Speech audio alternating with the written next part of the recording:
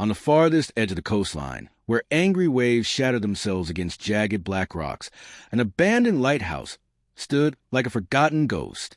Its tower leaned slightly toward the sea, its glass broken, its walls scarred by decades of salt and storm. For years, no one dared to enter. Fishermen whispered that shadows moved in its lantern room, even though no keeper had climbed those stairs for half a century. Then came a veteran, a man scarred by battles both seen and unseen. He longed for silence, for a place away from crowds, away from the noise of the world that never truly understood him. And when he announced that he had purchased this broken lighthouse, people laughed. They mocked him in cafes, at the docks, and in the marketplace. Why waste money on a ruin, they said. The man has lost his mind. But the veteran did not come alone. Walking faithfully by his side was a dog, his constant companion, through long years of pain and solitude. While the world doubted him, the dog never questioned. Wherever the veteran went, the dog followed. The first night inside the lighthouse was far from peaceful. The air was damp and bitter, every breath tasting of rust and seaweed.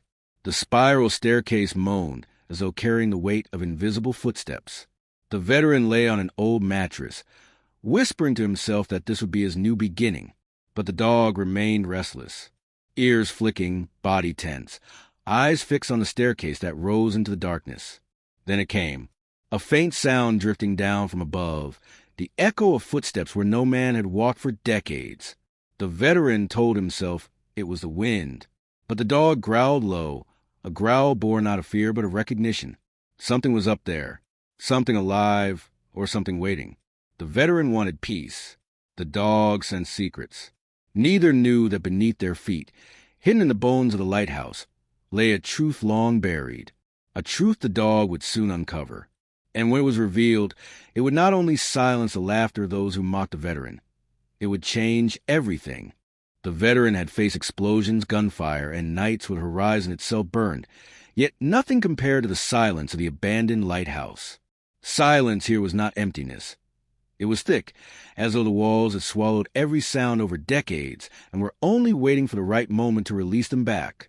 The lighthouse was round and tall, with a spiral staircase that coiled upward like a rusted snake. Every step carried the memory of those who had climbed it long ago, keepers who had trimmed the lantern, men who had sworn to keep sailors safe. Now their footsteps had been replaced by dust, but the dog refused to believe it was empty. The dog's nose pressed to the air, capturing scents that had no business in an abandoned building. The veteran tried to laugh it off, but even he felt it. The lighthouse breathed. He placed his bedroll near the base of the tower, close to the old stove where he managed to coax a flame from driftwood.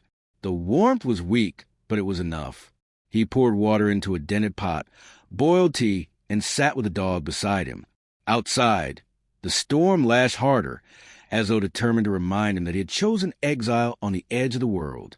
The wind screamed through cracks in the walls, carrying with it voices that almost sounded human.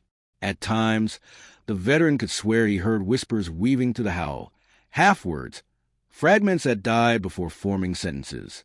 He tightened his coat and stared into the flame. Then the knock, 3 slow, deliberate knocks. They came not from the door, not from the glass above, but from the very bones of the lighthouse itself. The sound traveled down the spiral staircase, echoing hollow, measured like the beating of a drum. The veteran froze. The dog rose instantly, body stiff, tail low, a growl rising in his chest. The veteran reached for his flashlight, its weak beam cutting through shadows, but there was nothing, only the staircase twisting into darkness. He told himself it was with shifting metal groaning, but deep down he knew better. After years in service, his instincts had been sharpened beyond reason. Danger had a taste, a vibration, a pressure in the chest.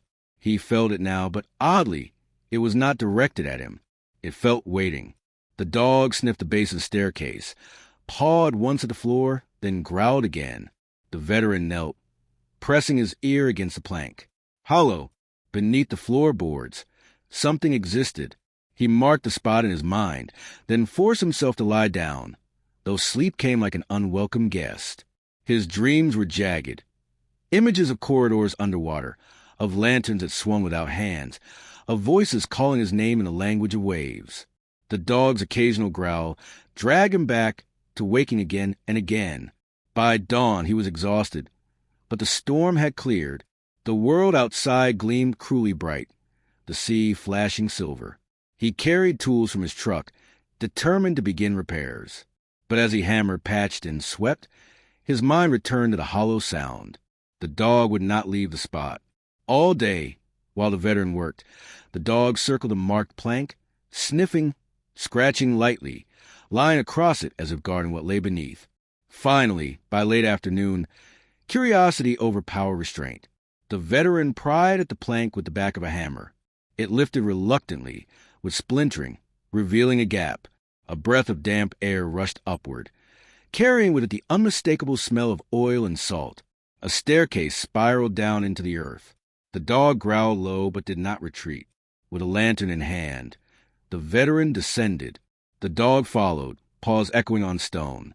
The air grew colder, wetter, filled with the scent of mold and sea rot. At the bottom, a chamber stretched outward, cut into the rock itself. Barrels long rotted to dust stood in corners. Rusted tools hung on walls. But what caught his eye was a door of iron, small and sunken, sealed tight by corrosion. The dog pressed its nose against the seam and whimpered. The veteran touched the iron. It was cold, unnaturally cold, as though it had been waiting for his hand. He stepped back, pulse quickening. Behind that door, something waited, something forgotten, but not gone. He returned to the surface, heart pounding.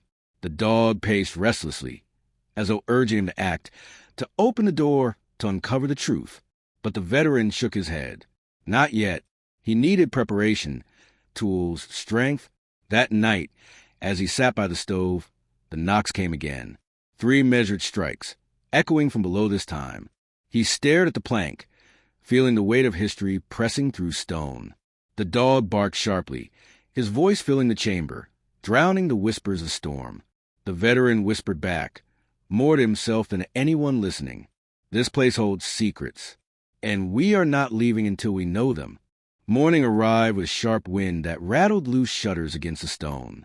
The veteran sat at the base of the lighthouse with coffee in a dented tin cup, his eyes half closed, body still heavy from a night of restless listening. The dog sat upright beside him, ears pivoting at every creak and groan, eyes constantly drawn to the floor where the hidden stair waited beneath planks. It was not ordinary curiosity. The dog behaved as though duty pressed upon him, as though the passage below was not a secret but a call, something demanding his presence, demanding to be uncovered. The veteran knew he could not avoid it much longer. He had learned on foreign soil that waiting too long could be more dangerous than moving forward. Fear festers when you give it time. Action, even reckless, was often the only way to silence it. By mid-morning, he had gathered tools: a crowbar, a coil of rope, 2 lanterns, a hand-crank flashlight, and a small satchel of supplies. The dog watched his every motion, tail stiff, body vibrating with readiness. He pried the plank open once more. Damp air rushed up like a sigh, chilling his face. He secured the rope to a heavy beam, tested the knot twice, and slung the satchel over his shoulder.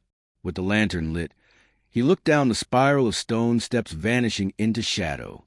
"Stay close," he murmured. The dog slipped down first, paws finding the steps with uncanny steadiness. The veteran followed, each step echoing like a drumbeat in the hollow shaft. The deeper they went, the colder the air became. Moisture glistened on the walls, trickling down like tears. At the bottom, the chamber yawned out before them. The beam of the lantern revealed collapsed crates, a tangle of rusted chains and old oil drums. But the true weight of the place came not from what was seen, but what was felt. The air carried heaviness, as though 100 untold stories lingered, pressing on his lungs. The dog growled suddenly, low and guttural, for bristling. He trotted straight toward the iron door. His paw struck the metal with sharp scrape. Then he barked, once loud, sharp, commanding. The sound echoed unnaturally, bouncing back with a delay, as though the chamber on the other side was vast. The veteran's throat tightened. He ran his hand across the door's surface. Cymbals scratched deep into the metal caught the light. Crude crosses, dates etched by unsteady hands, and one word repeated again and again, barely legible through corrosion: forgive. His pulse quickened. He set down the lantern, wedged the crowbar into the seam, and heaved. The door groaned but held. He tried again, metal screaming under the pressure. The dog barked again, urging, demanding. At last, with a thunderous crack, the rusted lock gave way. The door shuddered open, releasing a gust of air so cold it stung his eyes. He lifted the lantern high. Inside stretched a narrow tunnel bricked with stone, low ceiling forcing him to hunch. Water trickled in rivulets down the walls, and at the far end, something gleamed faintly. The dog surged forward, claws scraping stone, pulling him deeper into the tunnel. The veteran followed, breath loud, heart hammering. The light revealed fragments scattered along the floor, broken lantern glass, shredded rope, buttons tarnished green with corrosion. And then they reached it, a chamber carved wider into the rock, its ceiling low and dripping. In the center sat a wooden chest, its lid warped but intact. Around it lay personal effects. A boot was leather stiff as stone, an old pocket watch cracked across its face, a sailor's cap half buried in dirt. The dog nosed the chest, then sat back, staring at the veteran as if to say, "This is it. Open it." With trembling hands, he brushed off decades of grime, set the lantern on the ground, and pried the lid open. The hinges squealed, snapping one by one until the chest lay gaping.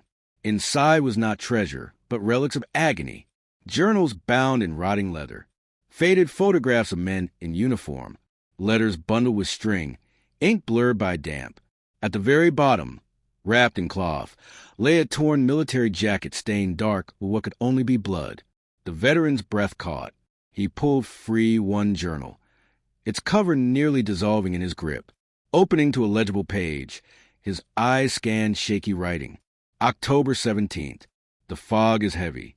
The light flickered though oil was full. I trimmed and trimmed again, but the lantern refused to burn.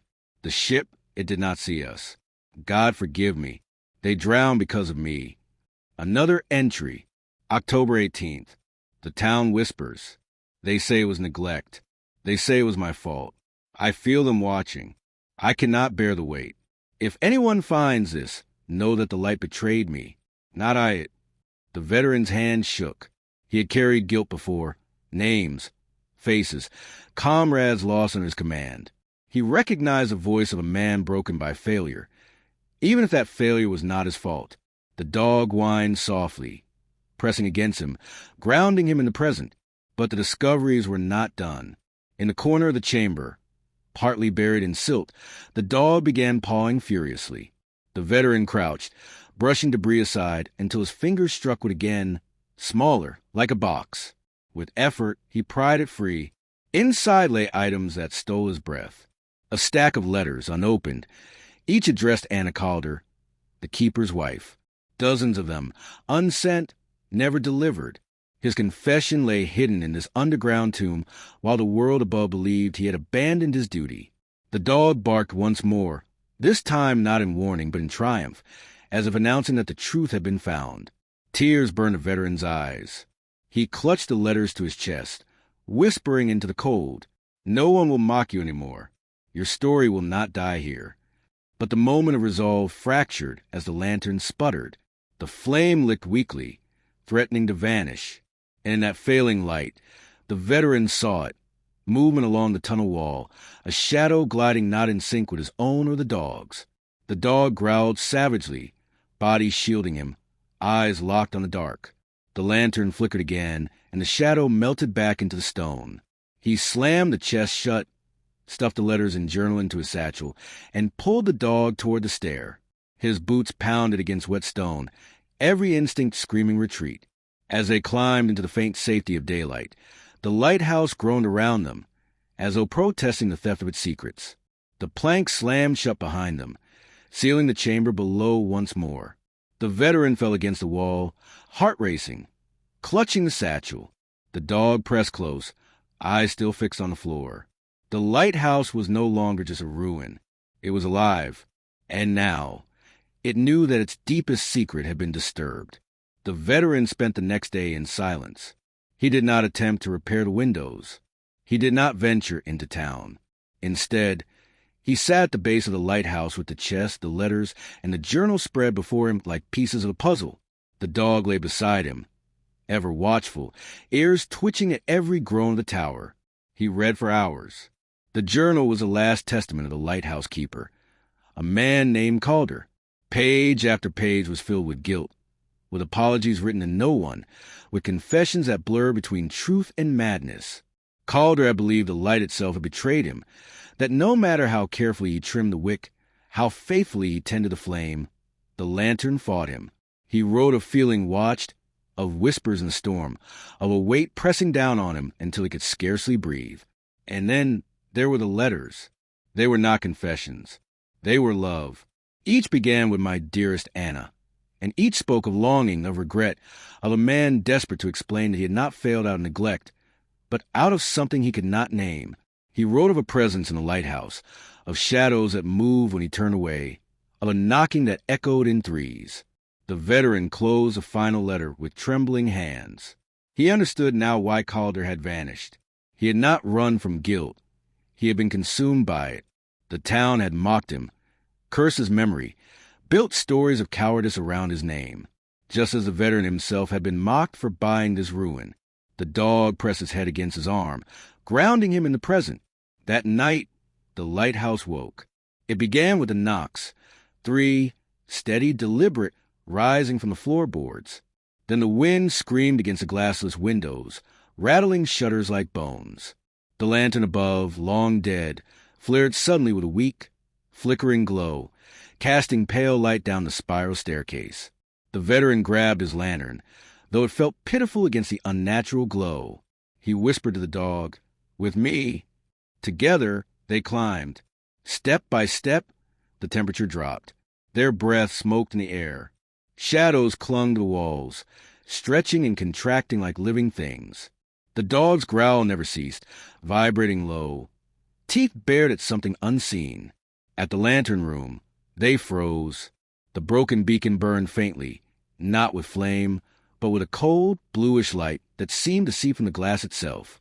And there, standing just beyond the cracked lens, a figure appeared.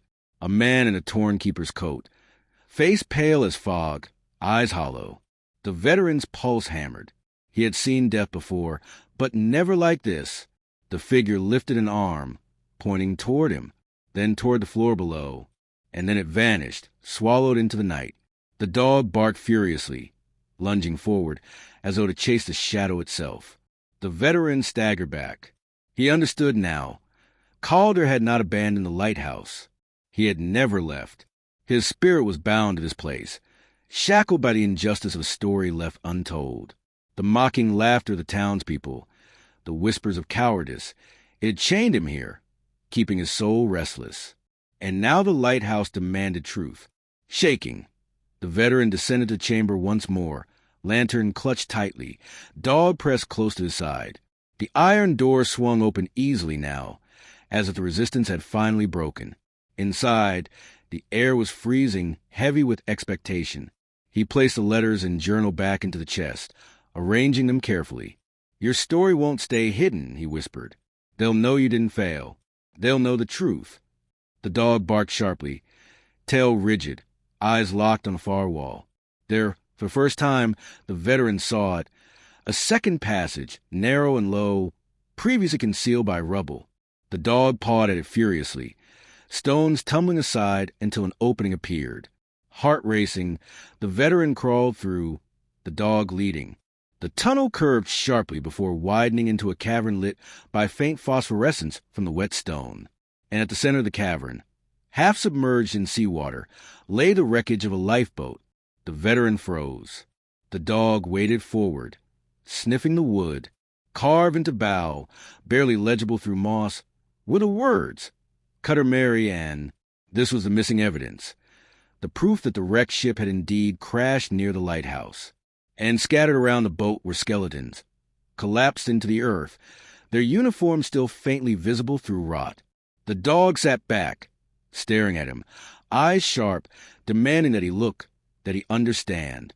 The veteran's chest ached. These were the men Calder had tried to save. Their bodies had never washed ashore, never been claimed. They had been swallowed by the cavern, trapped beneath the lighthouse itself. And Calder's ghost had remained to guard them. As he stood in that cavern of bones, the veteran felt the weight of generations. He thought of his own comrades, men whose names had been carved into stone memorials, their sacrifices honored. Calder had been denied that dignity. These men had been denied remembrance. Tears blurred his vision. He whispered into the damp air, "You're not forgotten anymore." The dog barked once, sharp and clear, the sound echoing like a command. And then, for the first time, the cavern seemed to sigh in relief. The oppressive cold lifted slightly. The silence softened. When they returned to the surface, dawn was breaking, washing the sea in gold. For the first time since buying the lighthouse, the veteran felt no mockery, no regret. He had been brought here for a reason. But the town would not believe easily. They had built their legends of cowardice for decades. To bring truth will require courage. Not the kind forged in battlefields, but the courage to stand against ridicule, to speak when others laughed. The veteran looked at the dog, who stared back with unflinching loyalty. "We'll show them," he whispered. "We'll set Calder free." That night, as he prepared to leave for town, the knocks came again. But this time they were softer, grateful, a farewell. And for the first time since he had stepped foot into the lighthouse, the dog did not growl. Instead, he wagged his tail slowly, as though even he understood. A soul was lighter, a truth closer to freedom. The veteran stood before the townspeople in the old community hall, chest heavy with the weight of history. The satchel hung at his side, filled not with supplies but with truth. Calder's journal, the letters to Anna, and the evidence from the cavern beneath the lighthouse. At first, they mocked him, just as before. Men at the back whispered, women shook their heads. "He bought a ruin," someone scoffed. "Now he makes ghost stories to justify it." But the veteran did not falter. He had faced bullets, mortars, and silence deeper than any room could hold. A few jeers meant nothing. He laid the journal open on the table, the faded ink trembling under the light. He held up the letters, pages warped but words still visible. He described the hidden chamber, the bones of the lost sailors, the lifeboat etched with the name Cutter Mary Ann. Still, doubt lingered until the dog moved. The dog stepped forward, paws striking the wooden floor, gaze sweeping the room with the same authority that had once silenced storms. He barked once, sharp, commanding, undeniable. The hall fell silent. Every eye turned to him. And in that silence, the veteran spoke the words that mattered most. Calder did not abandon his post. The light failed him, not the other way around. He died carrying guilt that was never his. And his men, the sailors, died nameless, forgotten beneath the stone. But not anymore. Their story will be told. Their names will be remembered. And this lighthouse will no longer be a monument to mockery. It will be a memorial to courage. Something shifted in the room. The laughter died. The whispers quieted. Slowly, heads bowed. Days later, the townspeople followed him to the lighthouse. Together, they descended into the chamber where the chest and bones remained. The dog led the way, steady, silent, noble. Lanterns lit the cavern, revealing the truth no one could now deny. Men who had once mocked the veteran stood pale, hats clutched in trembling hands. Women wept softly at the sight of the letters, the photos, the relics of lives lost. The town rallied. They built memorial markers for the sailors, their names etched into stone at last. They honored Calder, restoring his reputation, acknowledging his devotion and his suffering. And the lighthouse itself was transformed. Windows repaired, walls restored, the lantern rebuilt. Not to guide ships anymore, but to stand as a beacon of remembrance. Visitors began to come, families of sailors, historians, travelers who had heard of the haunted lighthouse. They did not find a ruin. They found a monument. They found truth. And at the heart of it all was the dog. He became the silent guardian of the tower, leading visitors through rooms, sitting proudly beside the memorial stones, watching the sea as though still waiting for ships that would never return. Children petted him. Strangers admired him. But everyone sensed he was more than a companion. He was the one who had uncovered the secret. Without him, the truth would have remained buried forever. The veteran often sat at the base of the lighthouse at sunset, watching the waves burn gold. The dog would sit beside him, head resting against his leg. He would whisper softly, "They mocked us for coming here. They thought we were chasing madness. But you knew, didn't you? You felt it. You led me to the truth. This lighthouse isn't just stone anymore. It's alive again, and it's free." Sometimes on stormy nights, when wind rattled the shutters and rain beat against the tower, the veteran swore he could still hear it. The softest knock, 3 times. Not angry, not haunting, but grateful. And when the dog's ears perked, tail wagging at that sound, the veteran smiled. Calder was no longer trapped. The sailors no longer forgotten. The lighthouse no longer mocked. It had become what was always meant to be, a place of light, even in the darkest storm. So what is moral of the story? They laughed at the veteran for buying an abandoned lighthouse. But it was the dog who uncovered the truth, the dog who gave the dead their peace, and the dog who turned a ruin into a beacon of memory. Sometimes, the greatest treasures are not gold or jewels, but stories waiting to be set free.